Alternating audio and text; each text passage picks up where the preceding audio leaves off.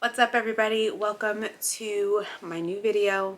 Today I'm like super excited, can't even believe that I'm about to make this video, but today we will be doing our first trimester recap.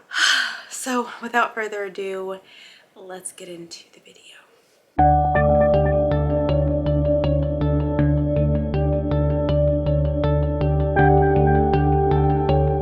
So I am currently pregnant with baby number 2. My daughter is 3 years old, so they will be almost 4 years apart. Let's just go back to the beginning. So my fiance and I decided that we were going to start trying. I would say maybe like New Year time, and we knew we had like not that much time to work with because our wedding is next year. We really had to make sure that we weren't cutting it too close to the wedding day, which is in June. We actually did experience a miscarriage, and I believe that was April, beginning very early April, and we did not take any time off. Immediately after the miscarriage, we tried again, and we were like, okay, do we stop? Because this is cutting it a little bit too close to the wedding. And we decided, you know what, let's just try this last time. If it doesn't happen, then it just doesn't happen. So we tried again, and actually we were taking ovulation test strips. I didn't always use this app. I wish I did. I hadn't really gotten any positive ovulation strips for a really long time. I got what was seemingly close to it a couple months back, but I never really saw like the line get darker or like just as dark. It seems like slightly less dark than the control line. So this last time when we did get pregnant, I actually got a super positive line. I guess I started taking ovulation test strips this time. I bought the big pack of them that come in the box from Amazon, and it was like 50 ovulation strips and like 20 tests, I believe. I'll link it down below. So I started on June 15th to start using the tests, and they progressively did get darker. But on the 18th, I did start to see that they were getting very dark, like pretty quick, like just as dark, and I wanted to see if it would get darker than the control line. So I actually took I took 4 ovulation test strips on the 18th. And that was just because I wanted to make sure that it came and it went. And of course we did baby dance when we knew that I was peaking, or what seemed to be peaking. But when I took the final ovulation test, it was actually super late. We were like sitting in the back playing spit, and I was like, you know, I have to go pee, let me just go take another ovulation test strip and see what happens. And I got this super dark line, like super dark. And this app, the Easy at Home Pre-Mom app, actually will, if you scan the test strip, it'll tell you the amount on the side, and if you're high, low, peak, whatever on the app, like on the test. So it was super cool. I wish I actually used this before, but I'll just show you guys quickly. Like, this is what it looked like. So as you can see, like on that last one, it says a different day, a different time than I actually took it, because I took it the next day. I actually don't know why it says that. Yeah, I think I took it the next day because I like didn't even need to scan it to know that it was super positive. So made sure to baby dance that day. And it even is funny to look at now. So on the 19th, I did continue to take it. Continued to take it, and it did go back down to like a low result. It was lighter, but then on the later on the 19th, like the evening time, it went up to a high result. So that's interesting now looking back at it. But yeah, so that we did that, and we baby danced for that day and tried to catch it. We just, for the like, maybe I'm sorry if like family's watching this, but we did about like 4 times within that time period, just trying to catch it. And we did. I think I only continued one more day. Yeah, I only continued until the 20th with the ovulation test strips, well, actually recording them.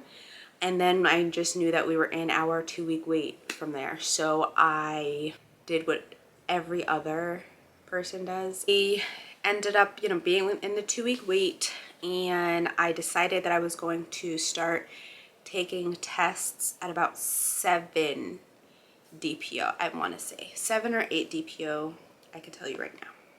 Okay, so I started to take tests on the 28th. Actually, I feel like that's wrong. It is wrong. I started actually on 8 DPO. I had my ovulation test on the 18th, kind of the 19th. I'm gonna go with like, I took it on the 27th, so it was pretty much about 9 DPO. I'm telling you, I don't care what anybody says, I saw the faintest line, and I took it while I was in the shower, and I looked at it while I was in the shower. So I feel like this first picture, you can tell, I'm gonna zoom in because you can like see my leg, but super faint. I highly doubt you're gonna be able to see it on this. I can still kind of see it on here, but I doubt you'll be able to see it. But it was, I'm trying to like, I don't know if you can see that, but it was super faint. Super faint. And I was like, and I showed Mario, and he was like, I kind of see it if I tilt it like this. And I'm like, yeah, that sounds like what I was doing, tilting it, trying to figure it out, but I feel like I definitely see something. So I continued. On the 27th, I got that super faint line, and then every morning after that, I continued to test. So this is actually the 28th, so this was actually 10 DPO. And I'm gonna go ahead and say this, I do not recommend the pre-mom pregnancy tests.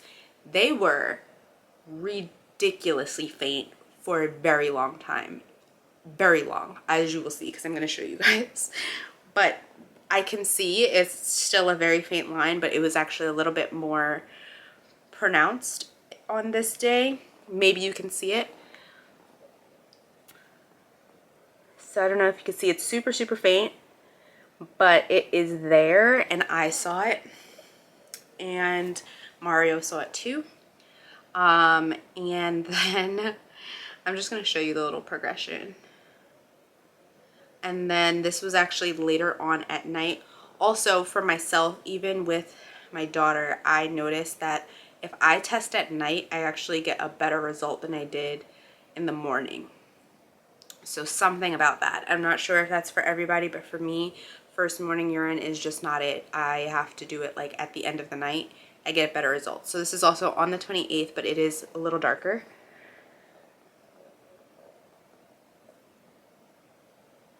And obviously progressively got darker, but this was on the 29th. I took a first response, and very positive first response result right there. So that was great. That was like my first super big fat positive. And then it just kept getting dark, but let me show you. So they stayed super light. The pre-mom test stayed super light. And then didn't start to get really dark until I was like well past, and I didn't want to stop using them because I bought a pack of the pre-mom separate. I had already used all the pregnancy tests from the ovulation kit. So I wanted to keep using them just so I could make sure that the line was going to get darker. But I noticed that I don't think it really was. It looked like it was going to stay like that forever. So let me show you. That's what it ended up looking like. And this was on July 7th. So I'm not even sure what day. I'll probably put it on the screen. But this was like the darkest it got. And it took a very long time for that to happen. And then I got the pre-mom test was still super light in comparison to the control line, but my first response test actually was darker than the control line. So I wanted to show that because I thought that was really weird, which is also, it's just, I don't recommend this brand of pregnancy test, the strips, but this is the difference between the two, which like super huge difference. The control line is super dark on the first response, but not for the pre-mom. It was still light, like super light. So I did not like that. So at this point I didn't really feel much of anything. I think I didn't start to feel any symptoms until about weeks. I'm gonna say like 5 weeks, solid 5 weeks. I would say like I felt in general like my period could have been coming. So like, you know, when in the beginning you're not, pregnancy symptoms look a lot like period symptoms, and that's what I had. I just experienced the usual things. I do think that this time around, second pregnancy, I started showing immediately, like super quick. We had a barbecue the weekend after we found out, and I was super early at that point, and my cousin kind of noticed immediately. Like, it was super weird. At about 5 weeks, I started to get tired, and I had really sore, tender boobs. And that was pretty much it for a bit. And then I'd say about 6.5 weeks is when things started to go super downhill. I started to get extremely nauseous, like really bad, to the point where I couldn't eat. I didn't throw up at this point. I just was super nauseous. Everything smelled terrible to me. Everything made me nauseous. Water made me nauseous. Like everything just made me nauseous. And that lasted for about a week and a half. And then I got like a 2-day break where I was at least able to eat something for like 2 days. And then it came back. And then it went away. And then it came back. So like within the last week or so, it was actually okay. I've been able to eat. But then I was like, okay, maybe it's going away. It didn't go away, and it came back with a vengeance. I think it was like last weekend maybe. We went to go get some food for myself and a juiced drink, and I drank some water because I was super thirsty, and I had like the water bottle, and I maybe drank like this much of the water bottle at the top. And we drove around the corner, and literally like it's like drive a quick maybe 400 feet and turn. As soon as we turned, I had to have him pull over, and I literally opened the door and just threw up. And it was all water. Like I didn't even get to eat the food yet. I just literally had water, and I just threw up the water. And then I was fine after that. I didn't want to eat at all. After that, it took me a long time to want to eat after that. I had like PTSD. I hate throwing up. Like, it is the worst thing. And with my first pregnancy, I experienced zero nausea. Like, I had some tiny bits of nausea, like literally for like 30 minutes here and there. I never threw up. Like, pretty much never. Like, only if I ate like one thing, but this is like an everyday thing, like where I'm super nauseous. That was the first time that I threw up. And then actually yesterday, I was like laying down, cuddling with Mario, and we were like sleeping, like completely asleep. And all of a sudden in my sleep, I had to like get up and go to the bathroom. And I wasn't sure if I had to like go number two or throw up. But as I sat to go number two, I immediately noticed it wasn't that. And I threw up for like a good 10 minutes. And that was good. And then yesterday we were going to a family event. And on the way, I literally did nothing. Like, I didn't feel good for the rest of the day. But he went to go get a haircut, and myself and my daughter, we stayed in the car. We were both asleep. She was asleep from the night before, and I took a nap. I just leaned over. We took the Jeep, so I just leaned over the console and just went to sleep and woke up when he got there. And when we pulled off, he had asked me like, oh, are you okay? Like, how are you feeling? I'm like, I'm feeling okay. Like, I'm fine. But then again, we drove like not even 200 feet down the road, and I had to have him pull over again on the side of the road, and I continued to throw up there for like another 10 minutes. I guess I can kind of go into cravings. Cravings, I don't feel like I've had cravings. I feel like I have had the opposite. I don't really want to eat anything most of the time. I eat very minimally, and I actually lost weight in the beginning because I wasn't eating, but now I'm eating a little bit. Like, I'll eat like once or twice a day, and I'm perfectly content with that. I'm not a pizza person, but pizza has been my best friend. Pizza and pasta, and I don't eat pizza and pasta really ever. But pizza and pasta I've been loving. That is pretty much like the only thing that I crave, or that and like pliable, which I've always liked, but now I really just crave something that's not super sweet. Something that's like a natural sweet, like natural fruit juices. Like, I don't want anything like Gatorade is too sugary for me. And I used to be a fiend for a soy chai tea latte from Starbucks. Yeah, that's a no. I have zero, like, I literally have had that like for the last 2 years, like every day. But since I got pregnant, I have zero. I haven't had it. I haven't wanted it. I just don't. It's just a no for me. So like anything with like a lot of sugar is not gonna work for me. I don't even want smoothies, to be honest. It just, all of it. Like the smoothies that you get from like outside, like you go to Smoothie King. Like, I used to love Smoothie King. I can't do it. It's too much for me. Also, kind of forgot this. Very important. The beginning of this pregnancy, or actually majority of it until maybe like a week and a half ago, I was depleted of energy. And I think that definitely has something to do with the fact that I wasn't eating. I had zero energy. Usually I'm a stay-at-home mom.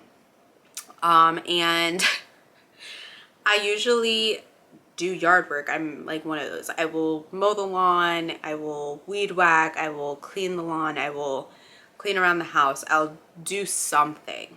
Clean around the house, do laundry, cook. I had zero desire to do any of that. I couldn't do it. Most of the time I laid in the bed until Mario came home. And like, my daughter is an angel. She's an angel, truly, because she's 3 and she really, like, she doesn't mind just sitting there with me. I think like she knows I don't feel great, like mommy doesn't feel great, and she'll literally just enjoy sitting there with me. On that note though, she has been super attached to me. Like, has to lay with me, has to touch me. Like, she'll literally come up to you, mommy, I just want to hug you. Mommy, I just want to kiss you. Mommy, I want to lay with you. I want to be next to you. I want to sit next to you.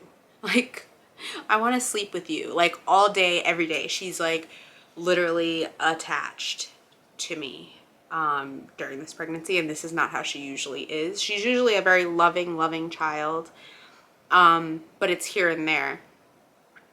She'll like sing a song throughout the day. I love my mommy, like all day. It's super sweet, but it's like, wow, like night and day. She wasn't like this before.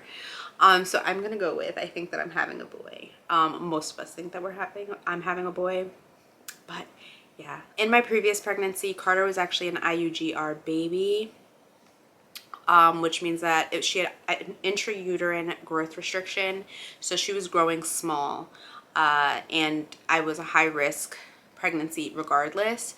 But with this pregnancy right now, I am still considered high risk.